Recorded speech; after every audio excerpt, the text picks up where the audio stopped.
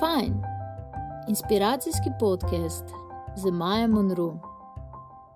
Dragi poslušalci, gledalci in sledilci Fajn podcasta, pozdravljeni ponovno v našem zanimivem, inspirativnem pogovoru, ki ga vsak teden objavim z ljudmi, ki delajo to, kar jih veseli, sledijo svojemu srcu, kljub vsem preprekam in izzivom, ki se na tej poti pojavi.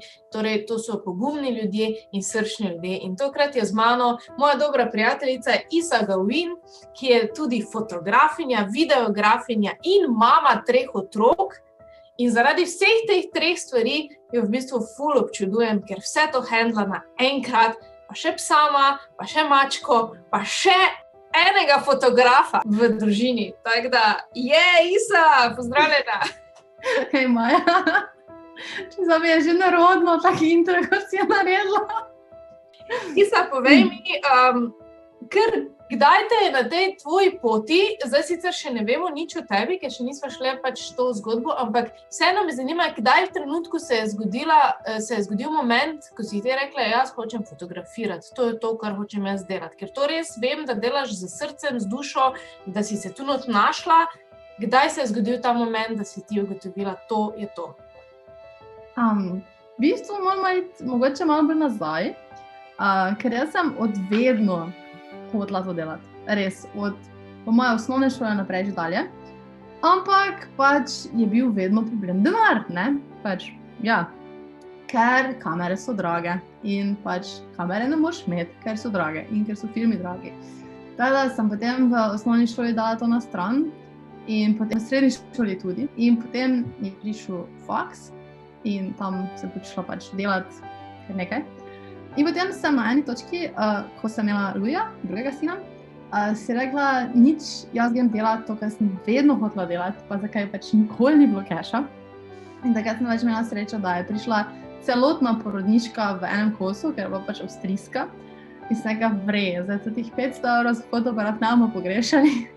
Sem si kupila fotič in sem začela fotkati. In v bistvu sem začela čisto drugače kot večina fotografov, ne z kit objektivom, ne z najbolj vstopnim fotoaparatom, ne. Jaz sem iskala cel Pinterest in sem tako, ne, to je to, jaz vem to, pa to. In sem začela točno. In od tistega dne naprej smo prišli danes sem kam smo prišli. No. Prej smo se pogovarjali, ti si hodila na drugo gimnazijo in tam si najprej sicer zbrala francoski razred, potem si pa rekla, ne, mora biti bolj praktično nemščina, pa tudi bilo ti je verjetno bližje. In na koncu koncev avstrijska porodniška je tudi posledica tega, da si znala nemško, ne? Ja, v bistvu, jaz sem imela tak evropski razred, ne? Se pravi, mi smo bili deljeni na francoščino pa na nemščino, ne? In potem ko priješ ti celi navdušen na drugo gimnazijo, gotovo zdaj wow in in se ful naučil, ne, si tako, kaj se hoče naučiti? Ja, francosko ne znam, gremo na francoščino. No, potem po pol leta ugotoviš, da mogoče to ni tako lahko kot osnovna šola in namesto, da bi imel francoščino 2 ali pa komaj 2, ne, bi mogoče reči imel nemščino 5, ker jo znaš. Tako da, nekako smo potem furali to dalje. Za meni je nemščina v bistvu že od vedno bila ful blizu. Da, tudi delo v Avstriji je bilo potem nekako logična posledica vsega skupaj, ne. In itak, ko greš gledati, kakšne porodniške so pri nas, kakšne so pogoji, ni bilo vprašanje, da gremo gor, ne. Tako da, ja. Ja, torej, v življenju je treba biti tudi skozi malo strateški, ne. In nenazadnje, všeč mi je to, da si rekla, skozi sem odlagala nabavo opreme, ker fotograf rabi opremo, skozi sem odlagala to svojo strast, potem pa sem v enem trenutku investirala, ne. Kje so se pa na tej poti zgodili kar 3 otroci, Isa?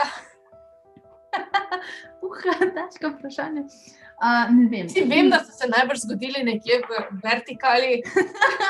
Joj. Ne spomnim se. Ne, ampak čisto resno. Ne vem, takrat jaz sem še srednje šole ven in sem spoznala bivšega moža. Smo se zaljubila in ker je bil 15 let starejši, nekako je to sopadalo z tem, kjer si, ko si star 35, ne, pri otrocih. In je bilo imamo vse, izrihtam vse, zakaj ne bi imeli otrok, sure. Ne vem, po mojem izhaja to sicer bolj z tega, da ne vem, jaz nikoli nisem imela feelinga, da imam družino, ker sem bil pač otrok ločenih staršev, pač tako smo živeli. Ni bilo tistega homey feelinga, pač jaz pripadam to family in pač sem si hotela ustvariti to sama. No, jaz sem načeloma, mislim, da zelo taki človek, da si pač stvari ustvarim. Ne, na eni točki pač rečemo, kaj dovolj je čakanja, pač je treba nekaj narediti. Ne. In tako so potem pač otroci, pač 3 je familija, pa pač pri 3 že imaš te punčko tudi. In sta bilo pač potem s fotografijo, ne? Na eni točki je bilo pač dovolj, zdaj pač je čas, da naredim to jaz, ne?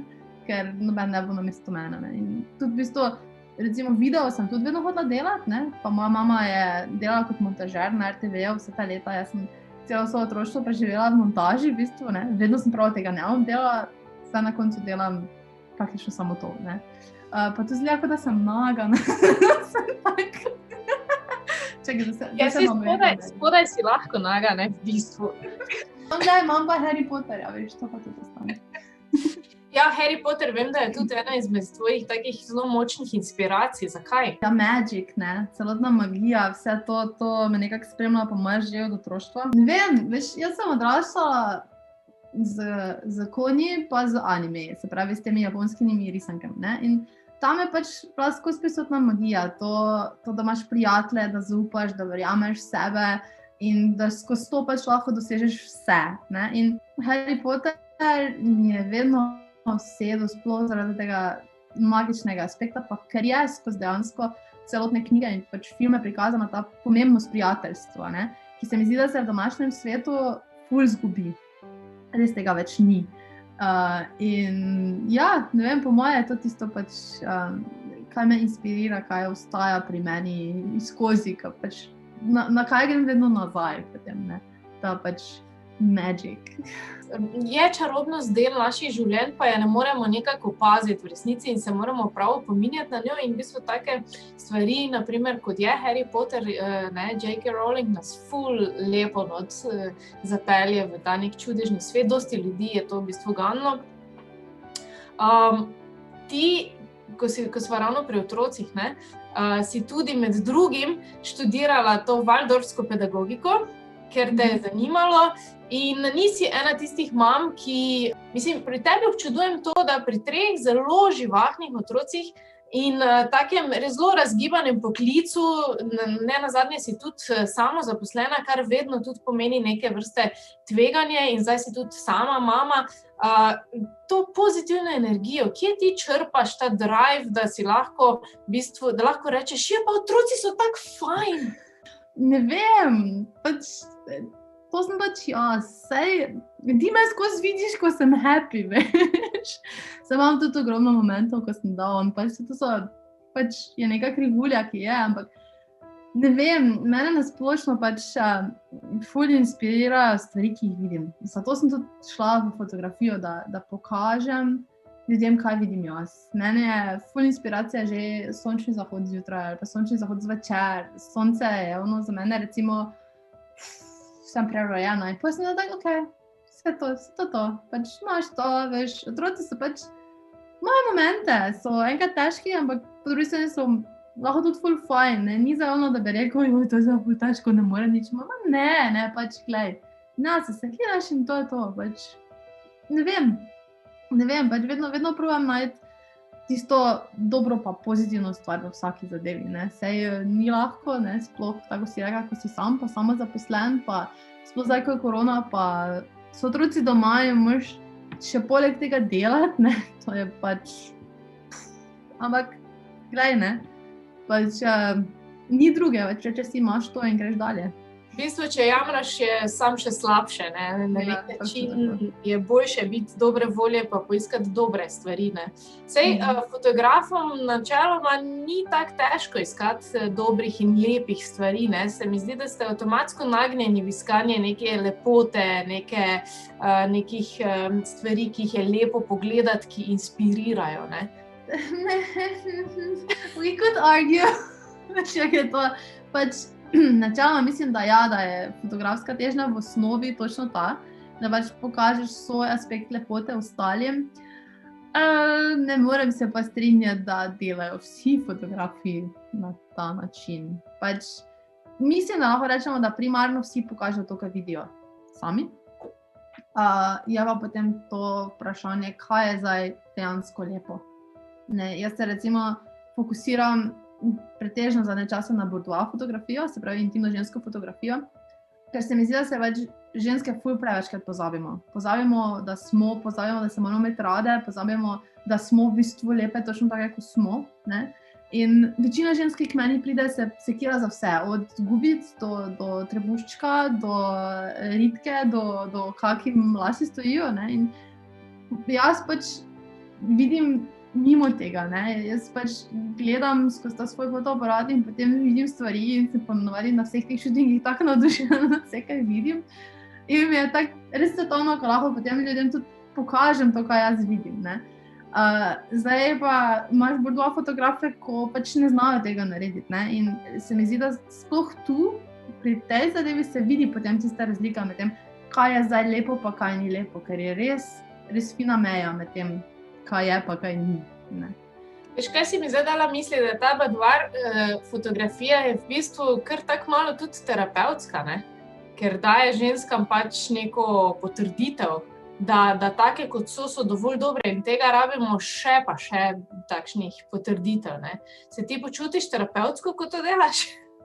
Jaz se počutim terapevtsko v vsakem koraku svojega življenja, ker že od vedno dajem nasvete in potem ljudje nekaj odnesejo od tega. Pač sicer vmes sem se mogla naučiti, da pač odnese to, kar hoče odnesti. Ne?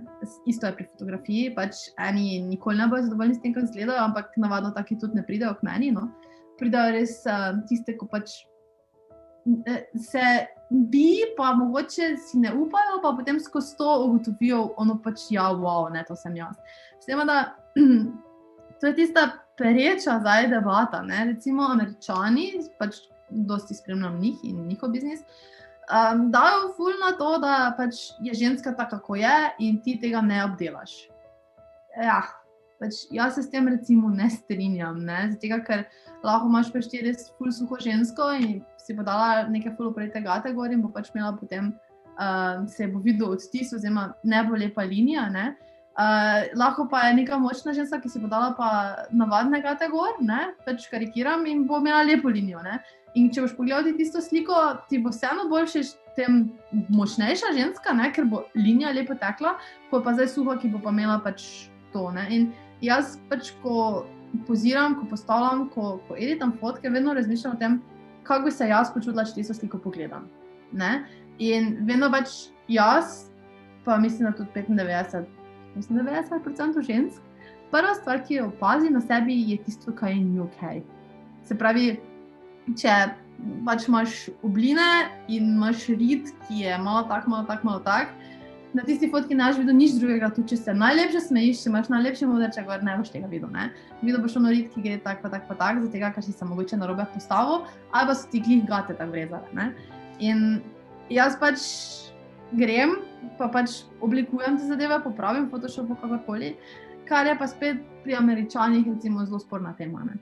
Tako da, give and take, ne, po eni strani mogoče ima terapevtski učinek, zato ker se res vidiš taki, kot si, ne, in to do zdaj še nisem imel nobenega, ki bi imel kakoli proti, da res tiste malenkosti popravim, ker zdaj ne delam body reshape, ampak res so to malenkosti, ne. Po drugi strani pa, ne, mogoče ni druga strani, mogoče jaz sem enostavno. Ja, v bistvu obdelava pri fotografiji je tudi precej pomembna stvar, ne samo pomembna, ampak tudi zelo mislim, vedno se na nek način spada k temu, no, to sem hotela reči, da se ljudje v bistvu ne zavedajo, da ni samo prideš, fotkaš in dobiš to fotko kot s polaroidom, ne, ampak še imaš ti pol to neko delo, ker pa ni vedno nujno, ne, da na fotografiji tista slabost, tako si rekla, v bistvu to naredijo gate, recimo, ne, ni nujno, da zdaj pač to tak je v resnici, ne. In se mi zdi še vedno dobro, da če ti greš zadaj skozi, pa popraviš te neke linije, da so dejansko potem lepe, kot bi bile, če te gate ne bi tega naredile, ne? Ker v resnici pa so lepe te linije, ne? Sam jih fotoaparat jih je pač zajel takšne in se jih da popraviti. Ne? Tako da zdaj sem pune zabluzla v to, kar je cool, da popraviš fotke. Isto je, recimo, če imam za luč, In se ti pač nekako obrneš in vse ženske imamo celulit, ne? Ampak celulit se pod eno lučjo vidi, pod drugo lučjo se ne vidi. Ne? Pa če zdaj popravim tistih 5 celulitkov, ki jih je tam, zato ker sigurno, ko boš videla fotke, ne boš razmišljala o tem, če je bil za tam celulit ali če ni bil tam celulita. Ne? Več razmišljala boš wow, to sem jaz. Ne. To je to je v bistvu ta končni efekt, ki ga tudi želimo, v bistvu pri takšni, še posebej pri takšni fotografiji se mi zdi, da ženske, ko pridajo k tebi, pač res želijo sebe videti v svoji neki res najlepši možni luči. Ne. Kaj bi ti rekla, da je bila za tebe največja lekcija v tvojem življenju? V katerem trenutku življenja si se največ naučila? To je zdaj pereča tema, zdaj, ker vsakem, ko se pogovarjam, se potem loči. Ampak, ta aspekt, pač ločitev, pač iti skozi to, da si reči, da si sam sebi dovolj. Jaz sem v bistvu, preden sem se ločila, sem čisto iz poslovnega namena delala Self-Love for Breakfast, ki ga je imela takrat Lenja Paragona, kjer smo pač imeli vsako jutro nalogo, da pač narediš eno stvar za svoje telo, eno stvar za pač self-love in eno stvar za biznis. To je bila prva stvar zjutraj pred vsem ostalim. In skozi tisto sem jaz potem nekako ugotovila, da mene ni, da mene 7 let že ni, jaz ne obstajam. In sem potem prišla do tega, da pač najprej jaz, mogoče se to egoistično sliši, ampak tako pač vsi poudarjajo, če je mama ok, je vse ostalo ok, ne. To pač dejansko drži. In tu, ne, meni je zmanjkalo takrat to, da ko smo šli iz srednje šole naprej na faks, so pač prijatelji šli vse posod. In na koncu sem ostala basically sama, pač slišali smo se še, ampak pač sam s svojim partnerom in pač v tem noter sem izgubila v bistvu sebe. Ne? In jaz sem pač potem šla skozi to, pač probam si ustvariti familijo, probam pač, ne vem, živeti life, kot si ga society predstavlja, ne? Pri vsem tem pač ni bilo nikoli mene, ne? In to potem tudi ni bilo primernega rezultata. In potem tisto, ko sem si rekla, ok, to it's enough, pač jaz in potem vse ostalo, ne. Potem je šlo pa gor, tako kot pač sem prišla do tega, kje sem zdaj, no, in v bistvu nisem še tam, ampak sem happy s tem, ko sem. Teda, največja lekcija po mojem lifeu je bila to se naučiti poslušati sebe, si zaupati, poslušati svoj gut feeling, pa pač res self-love, the most important thing there is. Ja, to morajo slišati vsi, to je tudi namen našega podcasta, v bistvu fajn podcasta, da se prebudimo in da ugotovimo, da moramo najprej stvari razčistiti s sabo. Ampak kar se je tudi treba zavedati in kar tudi ti skušaš v bistvu skozi vrstice sporočiti je, da pa ni enostavno, ker ko si ti v tistem trenutku, ko si že to, da spoznaš, kje sem jaz zdaj, nisem tam, kjer v bistvu bi mogla biti, jaz bi mogla dati sebe na prvo mesto in potem, ko to narediš pogumno, se pravi, daš sebe na prvo mesto, se ti pa začnejo rušiti, ne? In včasih se ti zruši celo življenje, ki si ga postavljal, ker si ga postavljal v bistvu na napačnih prepričanjih, ne? Absolutno. In jaz vem, da če bi se prej naučila poslušati samo sebe, ne? Sicer vprašanje, če bi se midve poznale, ampak pač moji plani so bili čisto drugačni s mojim lifeom. Mislim, njimi sploh mi ni žal, da je šlo tako, kot je šlo, res ne, zato ker vse to sem pač danes na točki, kjer sem, pa vem pač vse, kar vem in res mi je bombastično, pač kako znanje imam, kje sem, kaj vse lahko naredim in kaj tudi lahko pokažem, ne. Se mi zdi, da pač sem za 29 let kar nekaj naredila v lifeu, no. Ampak ja, pač to, da se znali ljudje poslušati, da bi vrnili ta self-love že od začetka noter, jaz mislim, da bi toliko stvari na svetu lahko s tem rešili, da pač, ja. Teda, če komu to pomaga, practice self-love is the most important thing ever. Hvala, Isa, evo, dragi moji, pojdite danes z tem v mislih v dan, imejte se radi in to je mogoče res zveni malo klišejsko, ker kaj pa je to imeti se rad? Raziskujte, kaj pomeni imeti se rad, iščite poti do tega občutka in dajete sebe pač na prvo mesto, seveda v nekem okviru ljubezni do sebe in seveda do vseh ostalih ker samo to se mi zdi je potem nek fajn način. Lep dan in se vidimo naslednji teden spet ponovno v Fajn podcastu. Čau! Čau! Če ste se imeli fajn in želite še več inspirativnih podcastov, se ne pozabite naročiti na naš YouTube kanal, lajkati našo Facebook stran in slediti Fajn zgodbi na Instagramu. Bodite fajn, vsak trenutek v dnevu.